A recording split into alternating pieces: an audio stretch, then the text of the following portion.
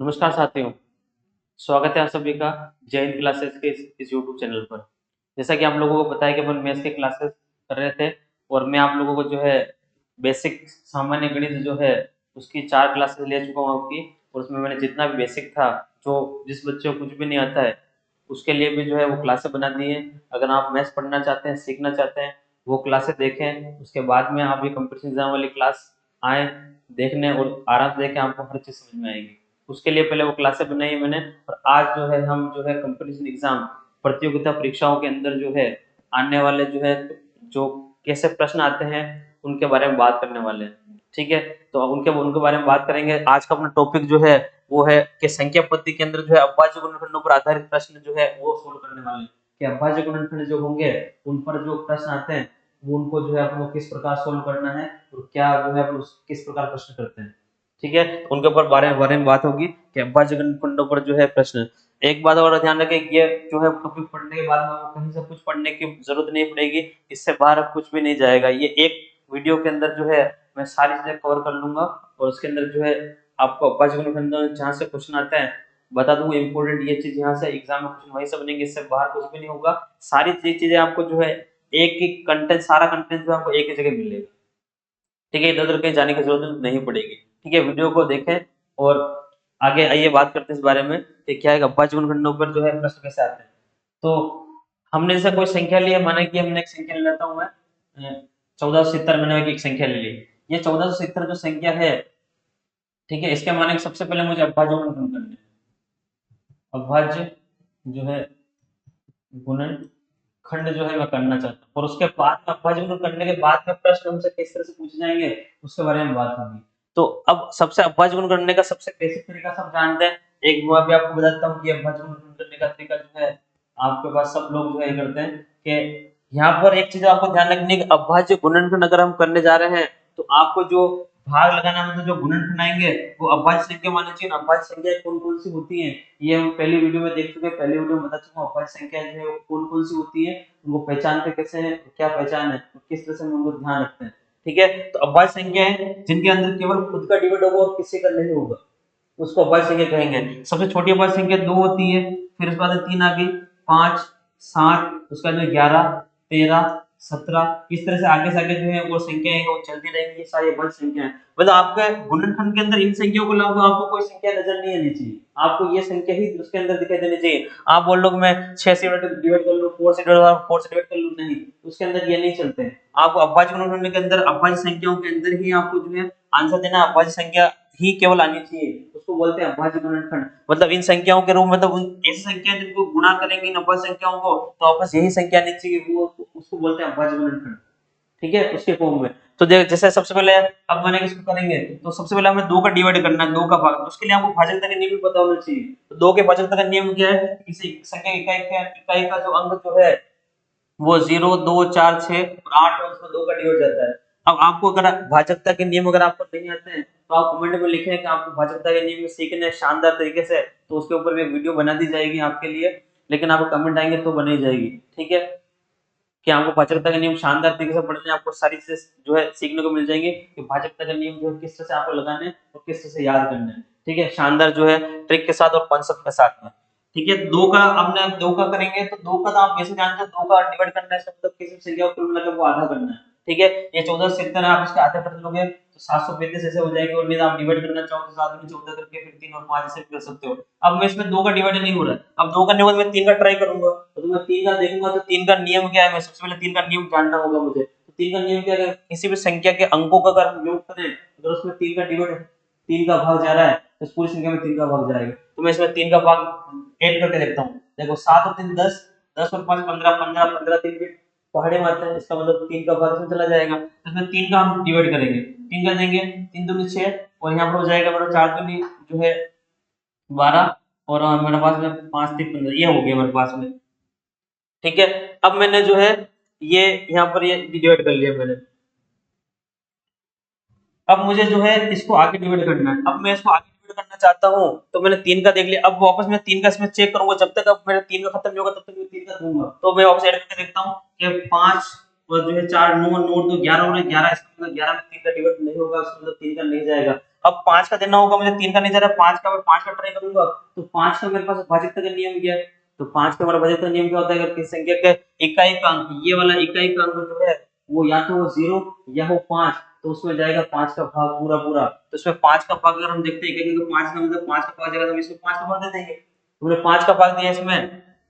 4 बार, और यहाँ चला जाएगा 45 जो है आपके पास में 9 बार। अब 14 आ गया, 14 में 5 का भी नहीं जाएगा, 5 से आगे चलना होगा 7, तो 7 का आप देखोगे 7 का इसमें दे रहा है, 7 का इसमें दे देंगे, 7 से पीछे चला जाएगा, वापस 7 का इसमें एक बार दे दोगे, ये एक बार चला गया। तो आपके गुणनखंड क्या आ गया, अगर गुणनखंड के बारे में बात करें तो आपको जो है इसके गुणनखंड लिखने हैं, तो मैं इसके अविभाज्य गुणनखंड लिखूंगा कि आपका जो है 70 के अगर अविभाज्य गुणनखंड लिखे, 2 यहाँ पर एक बार है, इंटू 3 इंटू 5 इंटू 7 कितनी बार है, 2 टाइम्स इसकी पावर 2 लगा देंगे। अगर इनकी पावर कुछ नहीं है तो हम इनकी पावर 1 1 लगा सकते हैं, और नहीं लगाएं तो भी कोई दिक्कत नहीं है, मतलब इसके अविभाज्य गुणनखंड ये बने। एक तरीका बेसिक है, क्लास में स्कूल में बच्चों को सिखाया जाता है इस तरह से करने। अगर आपको भी अगर कोई दिक्कत आती है तो ये तरीका वैसे है तो अच्छा है, कोई दिक्कत नहीं। अगर आपके स्पीड है, अगर आपको टेबल आती है और आपको जो है भाज्यता के नियम आते हैं, जल्दी से हो जाएगा। लेकिन कंपटीशन एग्जाम के लिए थोड़ा सा जो है इसको इससे हटके कुछ नई चीज करनी होगी, उसके लिए हमें क्या करना होगा, तो आप देखिए कि अगर हमें ऐसा ना करके अब हमें अब इसके अविभाज्य गुणनखंड दूसरे से कैसे करेंगे, तो आपको दो तीन चीजें ध्यान रखनी है कि जब भी देखो आपके पास में अगर कहीं 10 होता है, इसका मतलब हो गया कि 2 into 5 होता है 10 का मतलब, तो इसका मतलब जहां पर भी आपके पास 10 बन रहा है, इसका मतलब उसको 2 into 5 लिख दो आप। फिर इस तरह से यहाँ पर अगर 100 होगा तो आप उसको क्या लिख सकते, 4 into जो है आप 25 लिख सकते हो, 4 into 25 को जो है आप जो है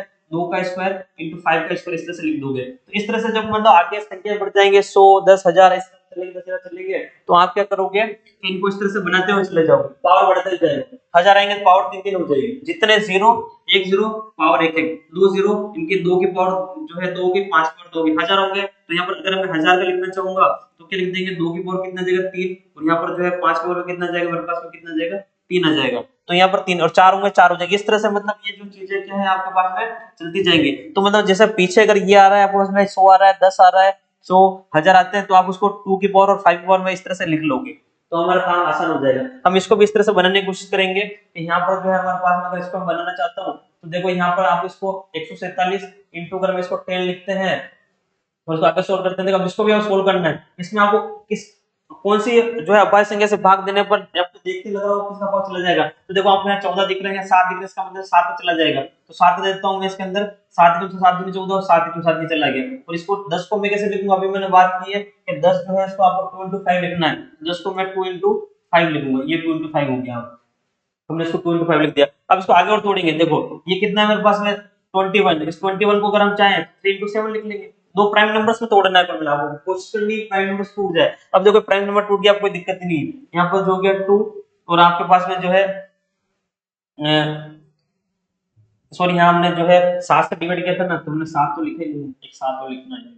ठीक है। यहाँ पर क्या किया था हमने 7 से किया था, ठीक है। 7 into 21 करेंगे तो मल्टीप्लाई 7 में 14 आ जाएगा, ठीक है। तो यहाँ पर क्या था मेरे पास में, हमने इसको 7 into जो है और यहाँ पर 3, तो 7 का 7 और यहाँ इसको 3 into 7 कर दिया, into 2 into यहाँ पर क्या हो गया 5 हो गया, ठीक है। ये हो गया हमारे पास में। चल आगे चलते हैं, हमारे पास में क्या हो गया, अब इसको जमा लेते हैं। देखो 2 यहाँ हो गया मेरे पास में, उसके पास में 3 हमारे पास हो गया, 5 हमारे पास में वापस 1 टाइम, और 7 यहाँ पर कितने टाइम से 2 टाइम्स, तो 2 कर लिया। अगर आप चाहो तो इनके पावर लगाना चाहो तो देखो मैंने बोला था पावर भी आप लगा सकते हो, इसमें और कुछ नहीं, मतलब 1 है इसकी पावर 1 है, इसकी पावर 1 है, तो ये पावर हमने 1 1 बना दी। तो ये जो चीज आई है हमारे पास में, ये इसके अविभाज्य गुणनखंड आ गए। क्या करने थे 114 70 के हमने अविभाज्य गुणनखंड निकाले। अब इसको आपको फास्ट करना होगा। फास्ट कैसे करना होगा, 10 को जैसे आप 10 देखोगे पीछे 0 दिखती है, आपको 2 into 5 कर देना है, 0 हटा दो। 0 का मतलब 2 into 5 है, 0 का मतलब 2 into 5 है। इसका हमने 7 से डिवाइड करेंगे, 7 दूनी 14, 7 से 21, 21 आ जाए, 21 को 3 into लिख के और यहाँ पर पावर बना के पावर के फॉर्म में आपको लिखना है, पावर के फॉर्म में ही लिखना है फैक्टर। देखो आपको ये वाला और ये वाला दोनों का आंसर सेम हमारे लिए, हमने ऐसे किया चाहे हमने ऐसे किया। तो आपको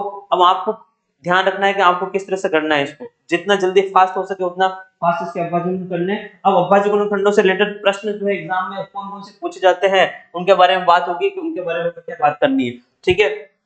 तो देखो इधर से मैं इसको रब कर देता हूँ, उसके बाद में जो है इधर मैं क्वेश्चन लिख रहा हूँ आपके लिए कि अगर हमारे पास में ये जो अविभाज्य गुणनखंड हमने बनाए हैं इसके लिए आपसे एग्जाम में क्या क्या क्वेश्चन पूछे जाएंगे। तो अगर पहला क्वेश्चन की अगर बात करूँ यहाँ पर कि पहला क्वेश्चन जो आपसे पूछा जाएगा इसके अंदर पहला क्वेश्चन जो आपसे पूछेगा वो क्या पूछेगा, तो इसके अंदर जो अभी एग्जाम में चल रहा है जो मोस्ट इंपोर्टेंट प्रश्न है जो है कॉम्पिटिटिव एग्जाम में बहुत पूछा जा रहा है अभी अभी अभी के टाइम पर जो बार बार आ रहा है, तो वो क्या है, तो मतलब इसमें इसमें लिखने कुल कितने गुणनखंड होंगे, मतलब इस 470 जो अभाज्य संख्या है इसके कुल गुणनखंड कितने होंगे, कुल गुणनखंड की संख्या हमें निकालनी है। क्या टोटल जो है इसके जो है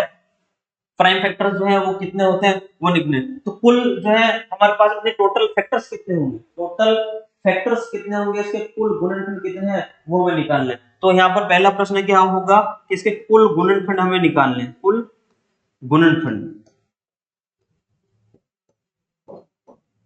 आपके पास में इसके कुल गुणनखंड के बारे में आपको बात करना है कि इसको कुल गुणनखंड कैसे निकालेंगे। तो जब भी आपको कुल गुणनखंड के बारे में आपसे पूछा जाएगा पहला प्रश्न कुल गुणनखंड, तो आप क्या निकालोगे, कुल गुणनखंड निकालने के लिए आपको क्या करना है, तो आपको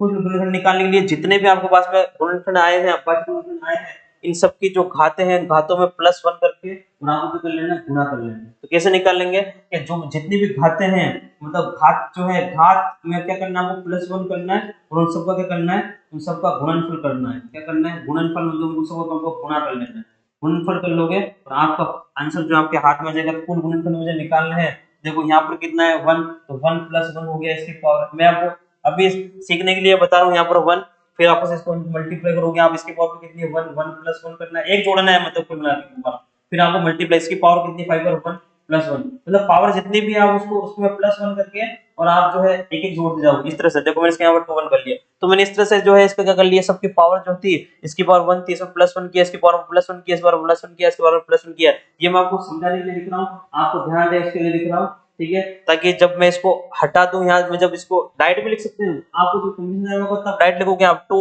2 2 और इसको 3 कर दोगे और आपका काम हो जाएगा, ठीक है। तो मैं इसके कुल गुणनखंड निकालने की कोशिश कर रहा हूं, तो कितने हो जाएंगे, यहाँ पर अगर मैं निकालूंगा इसको मल्टीप्लाई करेंगे तो यहाँ क्या होगा 2 इंटू वापस यहाँ पर करोगे आप 2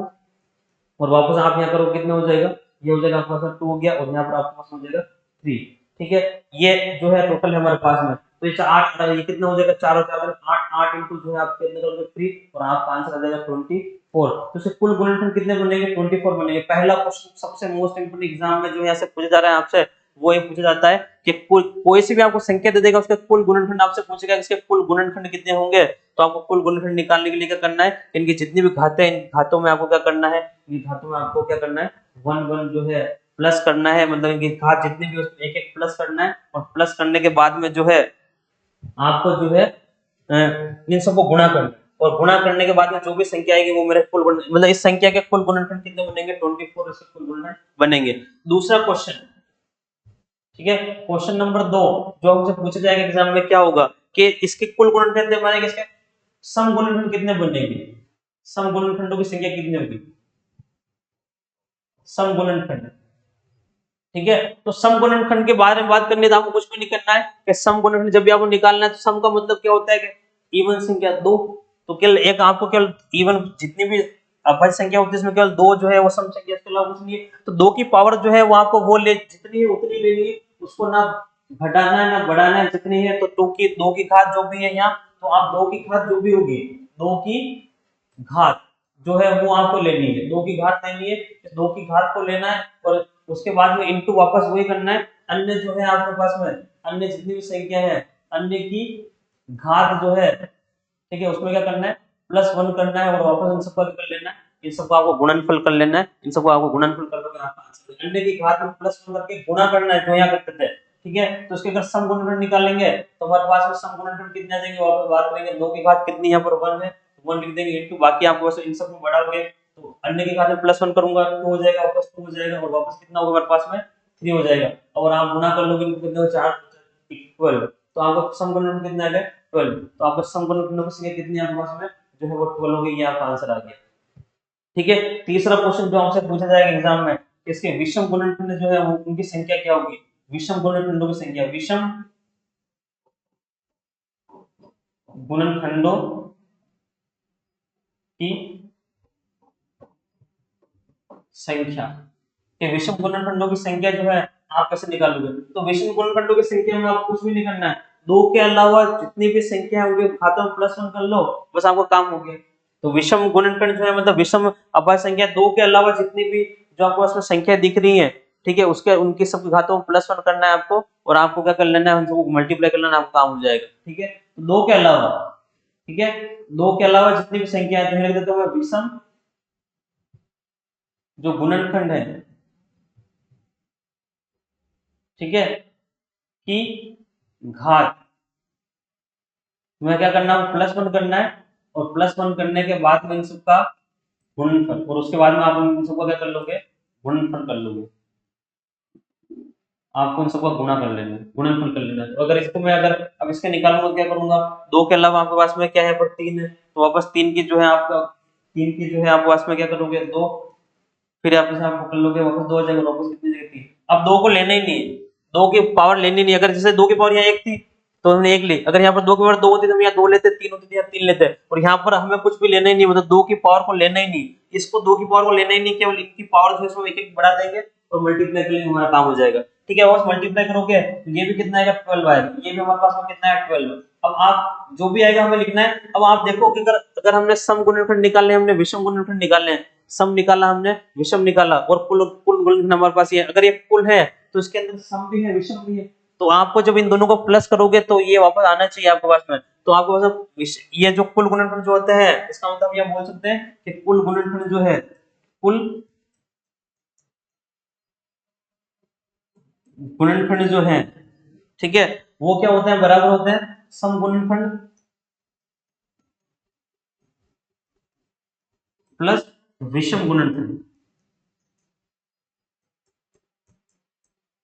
इनको अगर आप जोड़ोगे ना तो बराबर आना चाहिए, सेटिस्फाई भी करना चाहिए, ये सेटिस्फाई भी करना, सेटिस्फाई भी करना चाहिए। तो आप यहाँ देखोगे कुल गुणनखंड कितने, आपके पास 24 है, तो यहाँ पर इधर 24 है आपके पास में, इधर सम देखोगे कितने हैं, 12, और ये भी आप विषम में कितने, 12, तो यहाँ पर वापस कितना हो जाएगा, तो यहाँ पर 24 इक्वल टू 24 हो जाएगा। इसका मतलब जो है ये हमारा प्रूफ भी हो गया कि हमारा जो था बिल्कुल क्या है, सही है।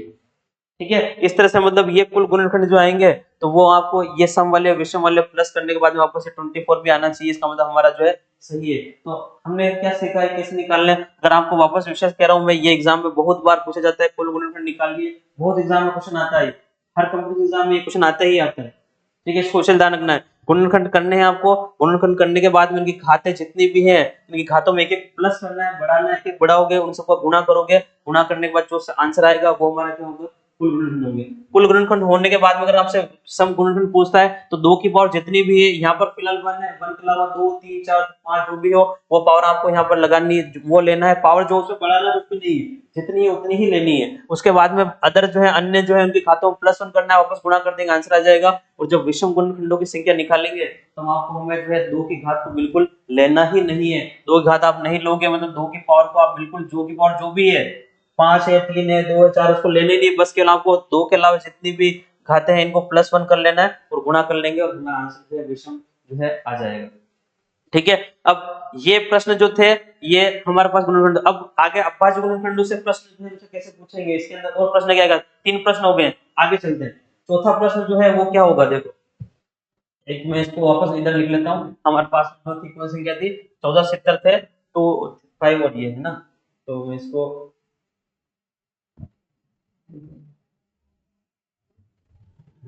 हमारे पास संख्या थी 1470, और उसके गुणनखंड जो हमने कर रखे हैं 2 की पावर 1,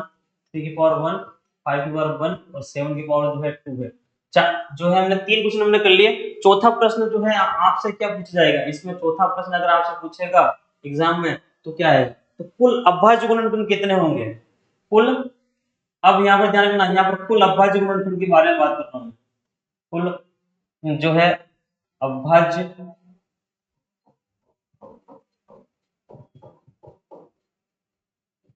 कुल अभाज्य गुणनखंडों की संख्या जो है वो कितनी होगी, कुल अभाज्य गुणनखंडों की संख्या। अगर आपसे कुल अभाज्य गुणनखंडों की संख्या पूछेगा तो आप कुल अभाज्य गुणनखंडों की संख्या, अभाज्य गुणनखंड तो केवल ये है, ये आपको दिख रहा है 2 3 5, तो कुल कितने होंगे, ये इनके पावर को आप जोड़ ले, देखो ये 2 वाला कितनी बार एक बार है, ये किया 1, ये कितनी बार एक बार 1, ये कितनी बार है 1, ये कितनी बार है 2 बार, तो बस इन सबको जोड़ लो, ये कुल अभाज्य गुणनखंड होंगे। इसके अलावा आपके पास कुल अभाज्य गुणनखंड नहीं, तो कुल अभाज्य गुणनखंड कितने हो गए मेरे पास में, तो हमारे पास में कुल अभाज्य गुणनखंड को जो आप जोड़ लोगे तो हमारे पास हो जाएंगे 5, 3 और 2 5 हो गए, तो कुल अभाज्य गुणनखंड हमारे पास में कितने यहाँ पर 5 है। ठीक है, तो कुल आपको ये ध्यान रखना है, एग्जाम में गलती हो जाती है यहाँ पर हमसे, कि हमसे पूछा क्या है, हमसे कुल अभाज्य गुणनखंड की संख्या पूछी है, यहाँ हमसे कुल गुणनखंड की संख्या पूछी है। ये जो है, ये इस चीज का विशेष ध्यान रखना है, ये साथ में क्या लगा हुआ है हमारे पास में, कुल गुणनखंड की संख्या पूछेंगे तो पावर में 1 1 करके मल्टीप्लाई करते हैं, और अभाज्य गुणनखंड की संख्या पूछेगा हमसे कुल अभाज्य गुणनखंड की संख्या कितनी है, तो ये पावर जो है इन सबको क्या कर लेंगे, डायरेक्ट सीधा सा प्लस कर लेंगे, हमारा काम हो जाएगा, ऐसा हो जाएगा। ठीक है, तो कुल अभाज्य गुणनखंड की संख्या जो है इस तरह से हो जाएगी। अब यहाँ पर होगा कि कुल अभाज्य गुणनखंडों का योग कितना, अगर आपसे पूछा जाए कि ये क्या होगा, पांचवा प्रश्न के जो है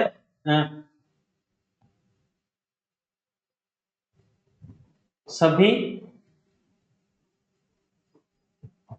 अभाज्य गुणनखंडों का योग पूछ लें आपसे कि योग क्या होगा, योग कैसे बताएंगे, योग, तो योग में कुछ नहीं है, वो अभाज्य गुणनखंडों पूछा, लिखा क्या है यहाँ पर, अभाज्य गुणनखंडों का योग। अभाज्य गुणनखंड कौन से हैं, 2 है, 3 है, 5 है, 7। अब ये कितनी कितनी बार है, आपको उनको कितनी बार मल्टी, देखो ये हमारे पास में 2 कितनी बार, 1 टाइम, उसको 2 into 1 करना है, मतलब पावर को इससे मल्टीप्लाई करना है, जोड़ना है, कुल पूछा है तो लिखना है, हमारे पास योग पूछा है, जोड़ लेंगे, 3 इंटू क्या कर लेंगे हम यहाँ पर 1 कर लेंगे, प्लस जो है यहाँ पर हमारा क्या कर लेंगे, हमारे यहाँ पर हो जाएगा हमारे पास में 5 इंटू क्या होगा 1, और यहाँ पर हो जाएगा प्लस जो है 7 इंटू करना होगा 2। इस तरह से जब कंपनी एग्जाम में करें तब आपको करने के लिए आपको पता है पावर 1 है, तो आपको डायरेक्ट जो है 3 5 और जो है आपको ये करके, और यहाँ पर जो है कितने हो रहे हैं आपको 14 हो गया, और डायरेक्ट इनको प्लस करना है। मैं आपको अभी सिखा रहा हूँ, इसलिए मैं यहाँ पर मल्टीप्लाई करके भी लिख रहा हूँ, ताकि आप तब भी जब भी वीडियो देखें या जब भी आप नोट्स बनाए कुछ करें तो आपके पास में लिखा होना चाहिए हमने इसको किया कैसे। कभी कभी हम कितनी बार कब क्या होता है, डायरेक्ट लिख लेते हैं, बाद में भूल जाते हैं कि आया किस तरह से था, तो आपको लिखा हुआ प्रॉपर होना चाहिए, हाँ इसको इस तरह से करके हमने बनाया है, तो अगली बार हम देखें तो पता पता रहे हमें, इसलिए करना है। ठीक है, चलो सोल्व कर लेंगे, क्या होगा 2, ये हो गया हमारे पास 3, ये हो गया हमारे पास 5, और ये हमारे पास में कितना हो जाएगा, तो ये हमारे पास में 14 हो गया। अब इनको कुल को उनको प्लस करना है, तो देखिए 5 और 5 10, और 10 और यहाँ पर जो है 14, तो ये हमारा 24 हो जाएगा। तो कुल गुणन जो है इसके अंदर, मतलब इन सभी अभाज्य गुणनखंडों का जो योग देखेंगे तो हमारे पास कितना आ रहा है, 24 आ रहा है, तो हम इसको 24 लिख देंगे कि हमारे पास में 24 जो है अभाज्य गुणनखंडों का योग हो गया। ठीक है, छठा प्रश्न आपसे क्या पूछा जाएगा इसके अंदर, जो अगर आपसे पूछेगा आगे वाला प्रश्न पूछेगा, छठा प्रश्न आपसे पूछे कि क्या होगा, तो एक प्रश्न हमसे और पूछता है कि हमारे पास में जो है कुल उचित गुणनखंड कितने होंगे, कुल उचित गुणनखंडों की संख्या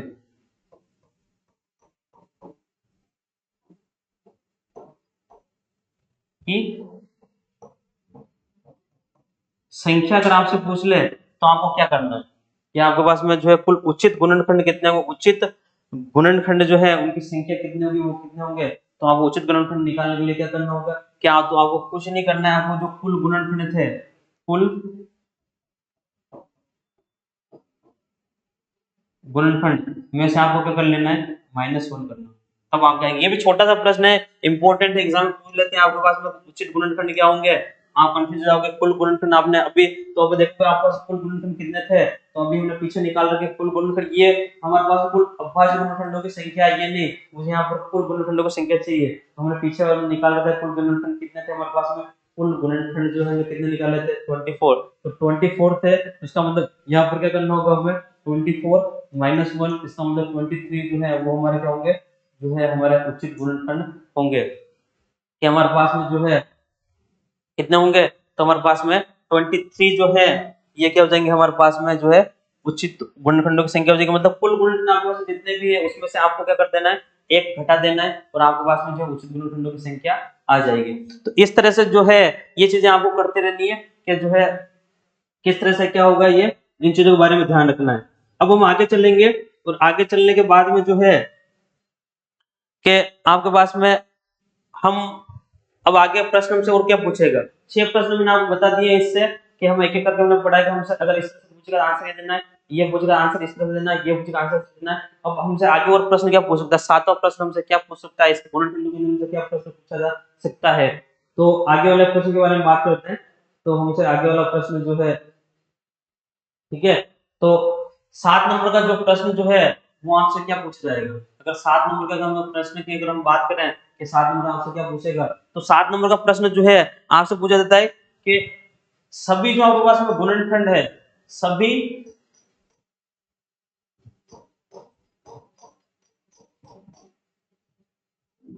सभी गुणनखंडों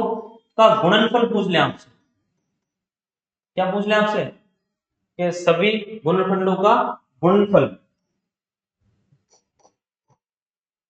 गुणनफल। तो आप गुणनफल कैसे निकालोगे? क्या आपसे पूछ लिया जाएगा कि सभी जो आपके पास में गुणनखंड है उन सभी गुणनखंडों का आपको गुणनखंड कैसे निकालना है, कि उनको गुणनफल जो है वो क्या होगा? अगर आपसे ये प्रश्न पूछा जाए तो मतलब उसके हमने पहले किया था ना 1470 हमारे थे, 1470 के अगर जितने भी गुणनखंड बनते हैं उन सबको अगर मैं गुणनफल करूंगा, जितने भी गुणनखंड बने 1470 का एक भी 1470 बन सकता है, फिर आप उसको 2 से मल्टीप्लाई करके जो भी संख्या है वो बन सकता है, 720 बन सकता है। इस तरह से जितने भी बनेंगे और उन सबको मैं मल्टीप्लाई करूंगा तो क्या होगा? आपको पता है मल्टीप्लाई करेंगे तो काफी बड़ी संख्या आएगी, बहुत बड़ी संख्या आएगी। निकालते कैसे हैं? हमें सीखना है। तो निकालने के लिए आपको कुछ भी नहीं करना है कि आपको जो संख्या, जो आपकी जो संख्या है वो संख्या कितनी है आपके पास में, जो संख्या दे रखी है वो संख्या आपको लिखनी है, और संख्या की जो पावर जो है वो क्या कर देनी है आपको? क्या करनी है कि कुल गुणनखंड जो आपके पास में थे, कुल गुणनखंड, और बटन में कर लेना है आपको 2 कर लेना है। फिर कुल गुणनखंड को मैं 2 का भाग देने के बाद में जो संख्या को पावर लगा दोगे आपके पास में आ जाएगा। तो अभी जो हमारे पास जो क्वेश्चन चल रहा है, कौन सा क्वेश्चन चल रहा है? 1470 के, किससे चल रहा है? 1470 के बारे में बात कर रहे थे कि 1470 के सभी गुणनखंडों के जो बारे में बात कर रहे हैं, तो हम 1470 के बारे में बात कर रहे हैं। किसके बारे में बात कर रहे हैं? 1470 के जो है सभी गुणनखंडों का गुणनफल के अगर हम बारे में बात करेंगे तो हमारे पास क्या होगा कि संख्या कितनी है 1470 लिखेंगे, और पावर क्या कर लेंगे कुल गुणनखंड। अभी आपको बताया कितने हमारे पास 24 थे, बटन क्या लिख देंगे 2, सोल्व कर लेंगे क्या होगा हमारे पास 1470, और फिर पावर जो है वो क्या हो जाएगी 12। बस यही हमारा आंसर है। अगर इसको सोल्व करने के लिए हमसे एग्जाम पूछा नहीं जाएगा कि आपका पावर में पूछेगा हमसे, तो आपको क्या करनी है कि जब भी आपसे सभी गुणनखंडों का गुणनफल पूछा जाए तो आपको क्या करनी है, जो भी संख्या जो आपको दे रखी है जैसे 1470 है हमारे पास, तो 1470 लेनी है, उसके कुल गुणनखंड तो आपको निकालने पड़ेंगे, इसके गुणनखंड करने पड़ेंगे आपको। गुणनखंड के बाद इसके कुल गुणनखंड कितने बन रहे हैं वो आपको करने हैं, उसमें उसका आधा करना है, उसका मतलब 2 का डिवाइड करके आधा करना है, और जो भी उसके पावर पर लगा देंगे वो हमारा क्या होगा? आंसर होगा। तो ये मैंने आपको बता दिए 7 प्रश्न। अब इसके अंदर आएंगे हमारे पास में जो है 8वां प्रश्न जो है वो हमसे क्या पूछा जाएगा? वैसे ये प्रश्न भी काफी इंपॉर्टेंट है एग्जाम के लिए जो है, ये प्रश्न भी बहुत जो है एग्जाम में पूछा जा रहा है और काफी जो है इंपॉर्टेंट प्रश्न जो है ये होता है। अब इसके बाद में जो प्रश्न आएगा वो क्या प्रश्न आएगा कि सभी जो है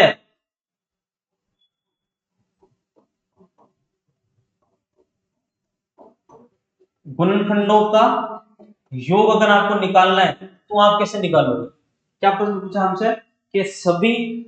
जो हमारे पास में गुण, अब यहाँ गुणनखंड लिखा, मैंने अभाज्य गुणनखंड नहीं लिखा है, मैंने अभाज्य गुणनखंडों का योग पहले निकाल चुका हूं कि जो हमारे पास जितने अभाज्य गुणनखंड थे सभी अभाज्य गुणनखंडों का योग मैंने निकाल दिया, उनकी जो पावर को जो संख्या से मल्टीप्लाई करना है उनको प्लस करते हुए जाना, निकल जाएगा। लेकिन सभी जो गुणनखंड जो बनेंगे, गुणनखंड जितने भी गुणनखंड बनेंगे उन गुणनखंडों के अगर आपको योग निकालना है तो फिर पावर ऑफ प्लस करके नहीं निकलेगा। उसके लिए निकालने का तरीका क्या होता है, सभी गुणनखंडों को कैसे निकालेंगे? तब आपको क्या करना है, आपको क्या करना होगा, इसके जो हमने फैक्टर्स लिखे थे, जो हमारे पास फैक्टर्स क्या थे, इसके हम फैक्टर लिखे थे 2 की पावर 1 था हमारे पास में, 3 की पावर कितना था 1 था, 5 पावर कितना था 1 था, और 7 की पावर क्या था हमारे पास 1 था। ऐसे था हमारे पास में। तो इससे हमें इसको गुणनखंडों निकालना होगा। इसके लिए निकालने के लिए क्या करते हैं कि आपको क्या करना होगी, जितनी पावर बन रही है यहाँ से कुल सभी गुणनखंडों का योग हम निकाल रहे हैं। क्या करना होगा कि 2 की पावर शुरू होगा 0 से, प्लस 2 की पावर क्या करना होगा 1, मतलब इसकी पावर 1 है ना, तो 0 से पावर शुरू करनी है 0 1, फिर अगर यहाँ पर पावर 2 होती तो 2 की पावर 2 तक जाता, 3 होती तो पावर 3 तक जाएगा, जितनी पावर उतने तक जाएगा, यहाँ पर हमारे पास 2 था। ठीक है,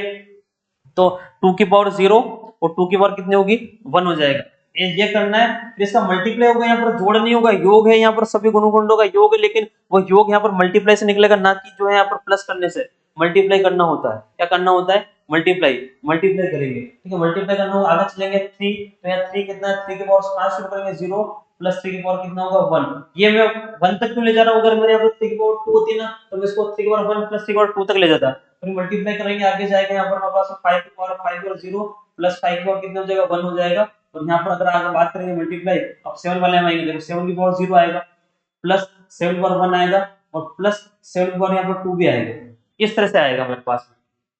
तो देखो ये सभी गुणनखंडों का योग इस तरह से निकलेगा, मतलब मैंने देखो यहाँ पर 7 की पावर 2 था ना, तो 0 1 और 2, मतलब पावर पहले 0 आएगी फिर 1 आएगी फिर 2 आएगी, अगर 3 है तो फिर 3 तक भी आएगा, ऐसे आगे से आगे चलता जाएगा ये। अब आपको इसको सोल्व करना होगा, तो आप बताइए अगर किसी भी संख्या की पावर अगर क्या हो हमारे पास में, कोई भी संख्या है दुनिया में, अगर कोई भी संख्या होती है और उसकी उस संख्या की पावर आप कितने लगा दो 0, उसमें क्या होता है, उसका आंसर कितना होता है 1। मतलब किसी भी संख्या की पावर क्या हो जाए हमारे पास में जीरो होती है तो उसका आंसर कितना होता है, 1 होता है। तो इसका मतलब इन सबको अगर आप सोल्व करोगे, मैं इसको सोल्व कर रहा हूँ, अपने इधर इधर लिख रहा हूँ, यानी को सोल्व करेंगे तो चलो इसके पीछे यहीं लिख देता हूँ, ठीक है। यहाँ पर क्या होगा मेरा 1, और यहाँ इसके पावर में करूंगा तो 2 के पावर मतलब 2 होगा, इसका मतलब 1 प्लस 2 यहाँ कितना आएगा, 3 आएगा, इनटू हमें मल्टीप्लाई करना होगा, फिर यहाँ पर 3 के पावर 1 3, ये कितना होगा 1, 1 प्लस यहाँ पर 3 4 हो जाएगा, इनटू यहाँ पर 5 के पावर 0 मतलब 1, वापस 1 और 5 6, और यहाँ पर हमारे पास में जो है, यहाँ पर देखो आप सोल्व करोगे ये कितना होगा 1, और ये कितना हो गया 7 और 14 देखो ये इसकी वैल्यू कितनी होगी 1,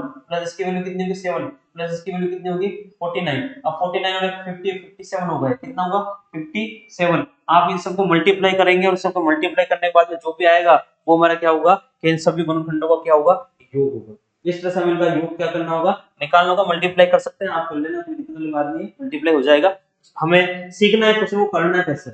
हमें करना कैसे, एग्जामों में वैसे आते हैं जो ऐसे संख्याओं के रूप में मिलता है, हमें ज्यादा नहीं करवाते हैं। आगे चलेंगे, 9वां क्वेश्चन क्या है पूछा जाएगा आपसे। मैं आपको 8 बता चुका हूँ, प्रश्न 8 एक हमने लिया था संख्या, केवल एक संख्या ली थी, उस एक संख्या से मैंने आपको बताया 8 प्रश्न बता चुका हूँ अब तक, 8 प्रश्न जो है निकाल चुके, 2 और बताऊंगा आपको, 10 पूरे होंगे कि एक संख्या से अविभाज्य गुणनखंड वाले से 10 क्वेश्चन बनते हैं एग्जाम में, एक टॉपिक से, एक जो है संख्या से आप जो है 10 तरह के आपसे प्रश्न पूछ जा सकते हैं। तो ये थे सभी गुणनखंडों का योग था। अब आपसे पूछे कि सभी जो है ना, सभी सम सम गुणनखंडों का योग, अगर आपसे ऐसा पूछ लिया जाएगा तब आप क्या बताओगे। पहले हमारे पास में क्या था कि यहाँ मैं वापस आपको वापस क्लियर कर रहा हूँ, हमारे पास जब शुरू में था, हमारे पास जब हमने बात की थी, जब हमने पहले वाली बात की थी तो हमने बताया था कि यहाँ पर अभाज्य, अगर यहाँ पर अभाज्य लिखा हुआ है अभाज्य गुणनखंडों का योग, तो फिर आपको केवल पावर को इससे मल्टीप्लाई करके प्लस करना होगा। लेकिन सभी गुणनखंडों का योग पूछेगा तो बस आपको क्या करना है, इनको इस तरह से जो है बना के और सोल्व करना है। अब यहाँ पर एक चीज आ गई, यहाँ पर चीज आ गई है, यहाँ पर सम जोड़ दिया, क्या जोड़ दिया, ये सम, ये सभी सम गुणनखंडों का योग कैसे होगा, तो मैंने क्या बताया था, सम मतलब इसमें सम आना चाहिए, सम गुणनखंडों का योग करना है आपको। सम गुणनखंडों का योग करने के लिए आपको क्या करना होगा कि ये 2 की पावर जो 0 है, मैंने क्या बताया 2 की पावर 0 का मतलब क्या होगा, एक अगर मैं 2 की पावर 0 लिखूंगा तो उसकी पावर क्या हो जाएगी 1, तो इस 2 की पावर 0 इसमें ये 1 है, तो ये 1 तो सम नहीं है, ये तो विषम है, ये कौन संख्या है, विषम। तो ये विषम संख्या होगी तो इसका मतलब क्या होगा कि मुझे जो है 2 की पावर 1 को इस 2 की पावर 0 के अलावा जो है सारी चीज ले लूंगा, बस 2 की पावर 0 नहीं लूंगा, मैं क्या नहीं लूंगा, 2 की पावर मुझे 0 नहीं लेना है, 2 की पावर मुझे 0 नहीं लेना है, 2 की पावर 0 के अलावा जितनी भी चीजें हैं वो सारी मैं यूज कर लूंगा, बाकी उसके अलावा मुझे यूज नहीं करना है। तो बस 2 की पावर 0 को छोड़ देता हूं, तो यहाँ पर देखो, यहाँ पर 2 की पावर 2 आएगा, उसके बाद 1 आ गई, उसके बाद वापस आपके पास जो था पहले सिस्टम, आप ऐसे कैसे फॉलो कर लोगे, आपको कुछ भी आवश्यकता करने की नहीं है। बस सम में आपको ये ध्यान रखना, जब भी आप सम गुणनखंड निकालोगे तो आप 2 की पावर 0 को छोड़ दोगे, इसके अलावा जितनी पावर है वो सब लेनी है आपको,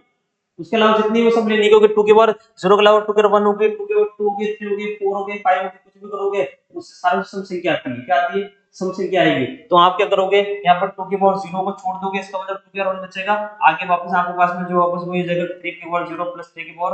1, ठीक है, इनटू वापस क्या होगा यहाँ पर 5 की पावर 0 प्लस 5 की पावर क्या हो जाएगा 1, इनटू वापस यहाँ पर आप कर लोगे 7 की पावर 0 प्लस 7 की पावर 1 और प्लस 7 की पावर कितनी हो जाएगी, 2 हो जाएगी। तो इन सब की अगर बारे में बात करेंगे, देखो वापस यहाँ पर केवल 2 हो जाएगा, इनटू वापस इनका जो हमने पहले निकाला था, इसका कितना होगा 4, इसका कितना हो रहा था मेरे पास में 6, और इसका कितना हो रहा था 57, बस इनका मल्टीप्लाई कर लेंगे, हमारा आंसर हमारे हाथ में आ जाएगा, बस हमारा आंसर हमारे हाथ में। तो बस जब कोई सम गुणनखंड निकालने हैं, ये हो गया हमारे पास में, इस तरह से हमको काम करना है। अब एक लास्ट प्रश्न 9 हो गया, अब 10वां प्रश्न और बच जाता है कि 10वें प्रश्न में जो है आपको क्या करना है कि 10वां प्रश्न जो होगा उसमें आप जो है आप क्या करोगे,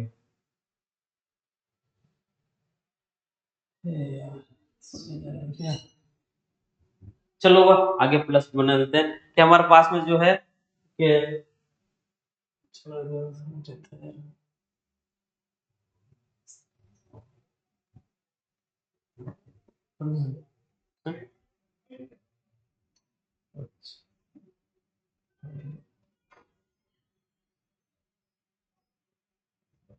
चलो अब बात करते हैं आखिरी प्रश्न की। तो आखिरी प्रश्न जो है इसमें हमसे पूछा जाएगा कि सभी जो है विषम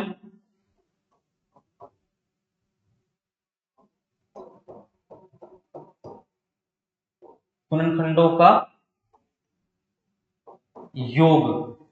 अब देखो यहाँ विषम आ गया, क्या आ गया हमारे पास में, क्या विषम आ गया। अब हमारे पास में सम गुणनखंडों का योग हमने किया तो हमने सम संख्या ली। अब यहाँ पर सम का नाम ही नहीं, यहाँ पर हमें बात की पूछ रहा है कि विषम की पूछ रहा है, तो सम को हटा दो, सम चीजें वाले गायब कर देंगे बिल्कुल, सम वाला रहने नहीं, मतलब 2 की पावर लेनी नहीं, मतलब 2 जिससे सम बनेगा उसको गायब कर देंगे बिल्कुल। तो यहाँ पर जो हमारे पास में जो यहाँ पर 2 की पावर 0 और t और 1 है, इसको पूरे को गायब कर देंगे, मतलब 2 वाला बिल्कुल लेने नहीं, सम संख्या वाला बिल्कुल लेंगे नहीं। इसके अलावा जो बचे हैं विषम संख्या वाले जितने भी हैं उन सबको लेकर सोल्व कर लेंगे। तो इसके अंदर क्या आ जाएगा हमारे पास में 3 की पावर 0 प्लस 3 की पावर 1, और यहाँ पर आ जाएगा मल्टीप्लाई 7 5 की पावर 0 5 की पावर 1 मल्टीप्लाई 7 की पावर 0 प्लस 7 की पावर 1, और आपके पास जो है प्लस 7 की पावर 2, बस इनका मल्टीप्लाई कर लेंगे। ये हमने देख रखा है कितना बनेगा 4, ये कितना हो जाएगा 6, और ये हमारे पास में कितना हो रहा है जो है 57, बस इसका मल्टीप्लाई कर लेंगे और हमारा आंसर हमारे पास में जो है आ जाएगा। तो देखो एक मैंने आपसे लिया था, एक क्वेश्चन लिया, उस एक में से मैंने आपको 10 क्वेश्चन जो है निकाल के बताए हैं एक ही क्वेश्चन से। अब एग्जाम में आपके पास में कहीं से कुछ भी आता है तो बस आपको ये ध्यान रखना है कि आपसे प्रश्न किस टाइप का पूछा है, क्या पूछा है। जो भी प्रश्न आपसे पूछा जाएगा आप उसका आंसर जो है इस तरह से निकाल के दे सकते हैं। अब मैंने एक ही वीडियो में जो है आपको 10 प्रश्न बता दिए। अब मैंने आपको यूनिक एक प्रश्न दिया, उसके अंदर किसी में आपको गुणनखंडों का योग पूछ रहा है, किसी में सम का पूछ रहा है, किसी में कुल गुणनखंड पूछ रहा है, किसी में कुल अभाज्य गुणनखंडों की संख्या पूछ रहा है। आपको 10 प्रश्न अलग अलग करा के मैंने फिर नहीं बताया। एक प्रश्न में आपको सारे 10 प्रश्न मैंने आपको समझा दिए कि 10 प्रश्न जो है आपसे पूछे जाए तो आपको किस तरह से निकालना है। तो ये एक क्वेश्चन के अंदर वापस आपको देख लेते हैं एक बार कि हमने जो है कहां से शुरू किया था। हमने यहाँ से शुरू किया था कि हमने अभाज्य गुणनखंड निकाले, उसके बाद में पहला क्वेश्चन था कुल गुणनखंड कितने बनेंगे। तो कुल गुणनखंड में था हमारे पास जितनी भी घाते हैं उनमें आपको प्लस 1 करना है और आपको गुणा कर देना, आपके पास आंसर आ जाएगा। अगर आपसे सम गुणनखंड पूछेगा तो आप 2 की घात केवल लोगे और अन्य को प्लस करके गुणा कर लोगे। फिर हम तीसरा प्रश्न था विषम गुणनखंडों की संख्या के बारे में बात की थी, 2 के अलावा जितनी भी उनकी घातों को प्लस करके गुणा कर लेना है, आपका आंसर हमारे पास में आ जाएगा। ये गुणनखंड थे केवल, अभाज्य नाम नहीं है। अब उसके बाद में हमने देखा था कि कुल अभाज्य गुणनखंड संख्या कितनी है, तो ये जितने भी हमारे पास पावर है इसको प्लस कर लेंगे तो हमारे पास में क्या आ जाएगा कुल अभाज्य गुणनखंड संख्या, क्योंकि अभाज्य गुणनखंड यही है।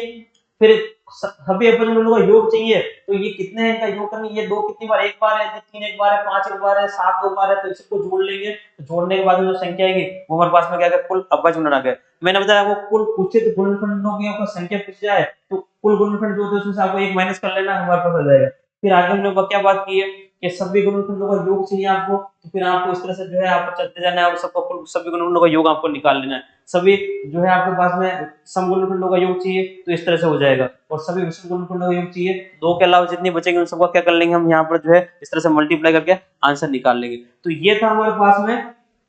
कि जो है हम जो है इनको कैसे जो है ये हमारे पास में निकालना है। और एक और हमारे पास में सभी गुणनखंडों का अगर आपसे गुणनखंड पूछा जाए आपसे तो संख्या जो भी आपको संख्या दे रखी है उसमें कुल गुणनखंड कितने, उसमें 2 का भाग लगा के और हमारे पास क्या आ जाएगा, हमारा आंसर आ जाएगा। तो ये एक प्रश्न से जो है 10 प्रश्न थे, कितने थे 10। अब आप कोई से भी कहीं से भी यूट्यूब में कोई सा प्रश्न देख लो, गुणनखंडों का प्रश्न देख लेना आप, इससे बाहर एक भी प्रश्न नहीं, 10 प्रश्नों के अलावा आपसे कभी भी कोई प्रश्न नहीं पूछा जाएगा। 10 प्रश्न जो है ये 10 प्रश्न कंपनी से आप पूछेंगे और उसमें फर्स्ट वाला जो था गुणनखंडों की संख्या सबसे मोस्ट इंपोर्टेंट है। ठीक है, आइए एक दो प्रश्न भी इसके ऊपर सोल्व करते हैं कि कैसे जो है क्या होगा। हमारे पास जैसे ये हमारे पास ये लिखा हुआ है कि आपके पास में कि ये 840 के गुणनखंडों की संख्या इस प्रकार जो है ज्ञात कीजिए कि जो है गुणनखंड जो है 15 से विभाज्य। अब देखो यहाँ किसकी संख्या पूछी है हमसे, गुणनखंडों की संख्या पूछी है, अभाज्य नहीं लिखा हुआ है। ठीक है, यहाँ पर केवल जो लिखा हुआ है कि गुणनखंडों की संख्या क्या पूछी है हमसे, गुणनखंडों की संख्या पूछी है। तो गुणनखंडों की संख्या वापस मतलब आपको जो पावर बनाना है उसकी पावर प्लस 1 करके मल्टीप्लाई करना होगा। सबसे पहले क्या करेंगे, 840 हमारे पास लिखा हुआ है, 840, इस 840 के जो है आपके पदों सबसे पहले गुणनखंड बनाओगे। मैंने आपको गुणनखंड बनाने का तरीका बताया कि पीछे 0 आ रहा है, इसका मतलब देखो यहाँ पर क्या लिख रखा है 84। अब 84 को आप कैसे तोड़ सकते हो, देखो मैं इसको अभाज्य संख्या में तोड़ना है, 1284। तो यहाँ पर देखो 12 इंटू 7 इंटू जो है 10 को लिखेंगे 2 इंटू 5, ये मैंने बोला लगा 1 0 आया मतलब 2 इंटू 5 लिखना है। अब वापस इसको और तोड़ना है आपको। ठीक है, तो 12 को क्या लिख सकते हैं 3 इंटू 4। ठीक है, फिर ये 7 अपना प्राइम नंबर है, ये अपना प्राइम नंबर है और ये अपना अपने क्या है प्राइम नंबर है। अब देखो यहाँ पर 2 आया, बस इसके अलावा देखो ये अभाज्य संख्या, ये अभाज्य संख्या, ये अभाज्य संख्या, अभाज्य संख्या 4 नहीं है, 4 को बदल देते हैं, क्या हो जाएगा 3 इंटू 4 को लिख सकते हैं, की बार क्या लिख सकते हैं 4 2, यहाँ पर 7 इंटू 2 इंटू क्या हो गया 5 हो गया। ठीक है, अब इसको सेट करके जमा लेते हैं। व्यवस्थित जमा लो, क्या बनेगा 2 कितनी बार देखो 2, एक पावर यहाँ एक पावर यहाँ, कितनी जगह 3। ये भी बता चुका हूं मैं, समान संख्या को समान संख्या से गुणा करते हैं पावर जुड़ जाती है। अब बेसिक वाले में सीख चुके हैं हम ये भी कि ये कैसे हो रहा है। ये भी देखो यहाँ पावर 2 यहाँ 1, कितनी जगह 3, तो 2 की पावर 3, और यहाँ पर 3 की पावर कुछ नहीं, मतलब कितनी है 1 है। सेव उसके बाद में कितना 5 है। ठीक है, 5 की पावर भी कुछ नहीं, मतलब 1 है। 7 की पावर में कितनी है 1 है। हमारे पास में इनकी पावर 1 आ गई। अब हमसे प्रश्न जो है, इस बार हमसे प्रश्न क्या पूछा है, इस बार हमसे प्रश्न, अगर ये प्रश्न होता और हमसे पूछता कुल गुणनफल ज्ञात कीजिए, तो हम क्या करते हैं 3 की पावर में 1 कर लेते हैं, इसमें 1 कर लेते हैं, इसमें 1 कर लेते हैं और मल्टीप्लाई कर लेते हैं, तो हमारा आंसर जो है आ जाता है। लेकिन अब सर हमसे प्रश्न ऐसा नहीं, हमसे पूछा है कि 840 के गुणनखंडों की संख्या इस प्रकार ज्ञात कीजिए कि गुणनखंड 15 से, किससे 15 से, तो 15 से विभाज्य होने के लिए जो है हमारे पास में क्या होगा, 15 से विभाज्य होने के लिए जो संख्या गुणनखंड बनेंगे, तो 15 से विभाज्य गुणनखंड क्या होंगे, 15 से जो भाज्य गुणनखंड जो है वो क्या होंगे, तो पहले 15 से भाज्य गुणनखंड निकालने पड़ेंगे। 15 से भाज्य गुणनखंड निकालोगे मतलब 2 की पावर 3 और 3 की पावर 1 और 5 की पावर 1 और यहाँ पर जो है 7 की पावर 1, ये पावर 1 नहीं लगाओ तो भी कोई दिक्कत नहीं। अब 15 से भाज्य करना है, मतलब 15 क्या होता है, 15 का मतलब इसको अभाज्य गुणनखंड में तोड़ेंगे 3 into 5, 5 से 15, इसको हमें क्या करना होगा 3 और 3 into 5 से डिवाइड करना पड़ेगा, बचेगा वो उसके निकालेंगे। 3 से 3 कैंसिल, 5 से 5 कैंसिल, क्या बचा हमारे पास में जो है 2 की पावर 3 और 7 की पावर 1 निकालना। अब इसका इसके कुल गुणनखंड निकालने, इसके बताओ इनके कुल गुणनखंड निकालोगे, आपके पास में कुल गुणनखंडों की संख्या क्या हो जाएगी, कुल गुणनखंड। ठीक है, कुल गुणनखंड क्या बन जाएंगे, आपको मैंने क्या बताया था, पावर में करना है 1 करना है, 3 प्लस 1 कितना होगा 4, और यहाँ पर जो है कितना हो जाएगा 2, कितना आ जाएगा हमारे पास में 8, तो हमारे पास में जो है कितना होगा, आंसर क्या होगा 8 होगा। इसका मतलब हमारे पास में बी वाला जो ऑप्शन है वो क्या हो जाएगा, करेक्ट हो जाएगा कि हमारे पास में कुल गुणनखंड कितने आएंगे 8 आएंगे, जो क्या होंगे 15 से बजाएगी। इस संख्या के जो है 15 से विभाज्य करने के बाद में जो कुल गुणनखंड बनेंगे वो कितने हैं, वो क्या बनेंगे 8 बनेंगे। अगर हमसे क्वेश्चन जो है अगर पूछता कुल गुणनखंड पूछा होता है इस संख्या के, तो फिर इन सब में plus one plus one plus one करके और हम हमारा आंसर क्या होता है निकाल लेते हैं। किस तरह से करना होगा, तो ये हमारे पास में क्या है 15 से जब भी किस संख्या से विभाज्य करने के लिए पूछे, विभाज्य करने के बाद में जो है आपके पास में जो है कितने गुणनखंड बनेंगे, तो आपको उसको संख्या जो भी गुणनखंड बनेंगे उसमें उस संख्या का जो है जो भी संख्या दे रखी है उसको अभाज्य गुणन करके भाग देने के बाद में जो गुणनखंड बचेंगे उसकी पावर में 1 1 प्लस करके फिर गुना करना होगा, तब हमारा आंसर हमारे पास में आएगा। ये विषय ध्यान रखना है। ठीक है, नेक्स्ट क्वेश्चन देखते हैं कि नेक्स्ट क्वेश्चन जो है हमारे पास में क्या है। जैसे हमारे पास में ये क्वेश्चन है, ठीक है, ये भी एक अच्छा प्रश्न जो है ये भी चल रहा है एग्जाम में, जो है आजकल आने लग गया है प्रश्न। ये कभी देख के लगता है कि हाँ ये क्रमचय संचय का प्रश्न होगा, लेकिन ये क्रमचय संचय का नहीं है। ठीक है, ये भी इसी का प्रश्न है। देखो जब भी यहाँ से पूछेगा 320 मोबाइल किसी कक्षा के जो है छात्रों को बराबर बराबर, ठीक है, बराबर बराबर जो है बराबर बराबर संख्या में कितने तरीकों से, देखो लिखा कितने तरीकों से जो है कितने तरीकों से बांटे जा सकते हैं, बराबर बराबर संख्या बांटना है, तो आपको कुछ भी नहीं करना है कि आपको जो है कुल तरीके जो है कुल कितने तरीकों से बराबर बराबर संख्या बांट सकते हैं, इसका मतलब यहाँ पर कुल गुणनखंडों की संख्या पूछी है। क्या पूछी है, यह प्रश्न हमसे यहाँ पर कितने तरीकों से बोल सकते हैं, इसका मतलब आपको उसके कुल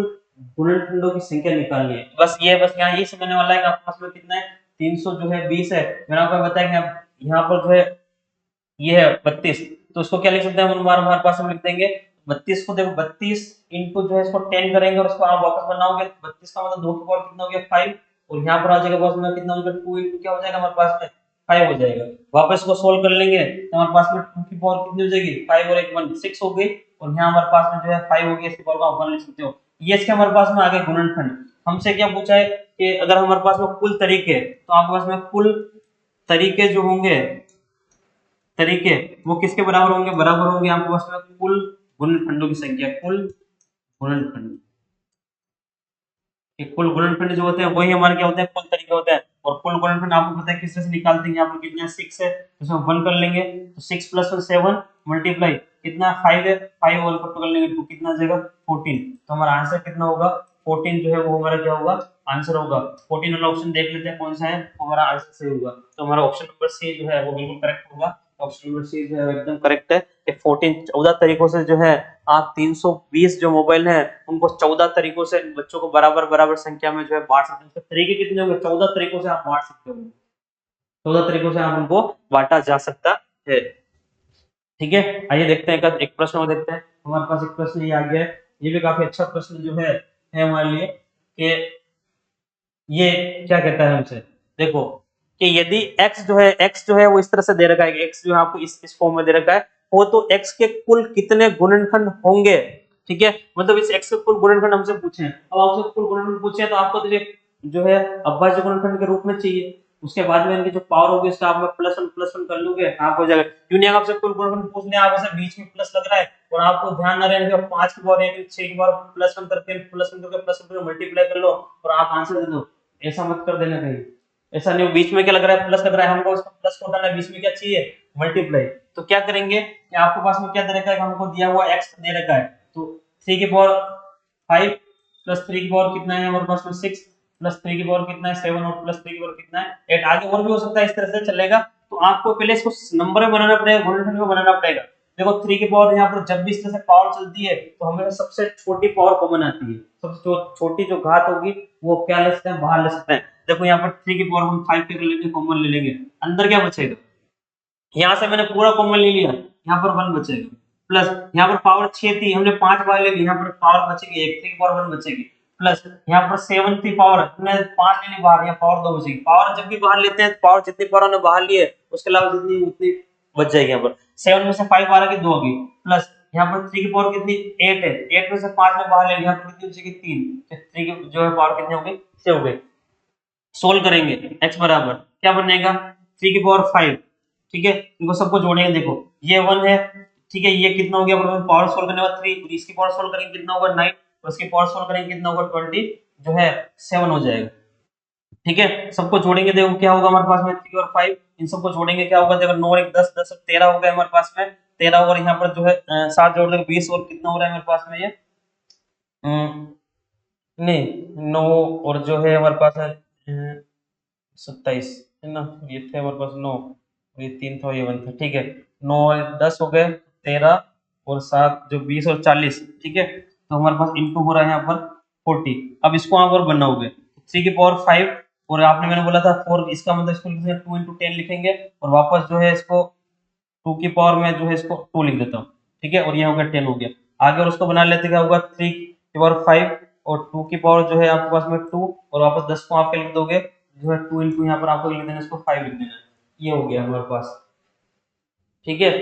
तो आपके पास जो है यहाँ क्या हो जाएगा, आगे चलेंगे हमारे पास में, तो 3 की पावर जो है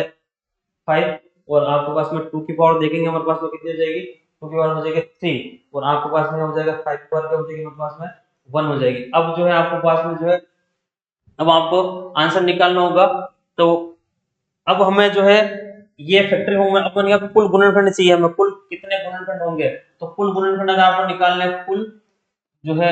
गुणनखंड, ठीक है, क्या हो जाएगा 5 की पावर गुणनखंड करेंगे 6 हो जाएगा, और यहाँ पर कर लेंगे कितना हो जाएगा 4 हो जाएगा, और यहाँ पर कितना होगा हमारे पास में क्या हो जाएगा 2 हो जाएगा, ठीक है। अब इन सबको जो है आपके पास मल्टीप्लाई कर लोगे, जो कि यहाँ जाएगा 24 इंटू जो है यहाँ पर 2 कर लोगे तो आपका आंसर जो है 48 आएगा, ठीक है। 48 जो हमारा क्या होगा आंसर होगा, ऑप्शन में जो है यहाँ पर 48 है, आपका ऑप्शन नंबर जो है डी क्या होगा, बिल्कुल करेक्ट होगा। तो हमको इस तरह से जो है क्या निकालना होगा, इस तरह से निकालना है आपको, जो है पहले इसको सोल्व करेंगे हम यहाँ पर कि देखो आपको जब भी इस तरह का क्वेश्चन मिलेगा आपको, तो आपको छोटी पावर जो है वो आपको पावर कॉमन लेनी, जैसे मैंने यहाँ पर 3 की पावर 5 कॉमन ली तो मेरे पास यहाँ पर 1 बच गया, यहाँ पर जो है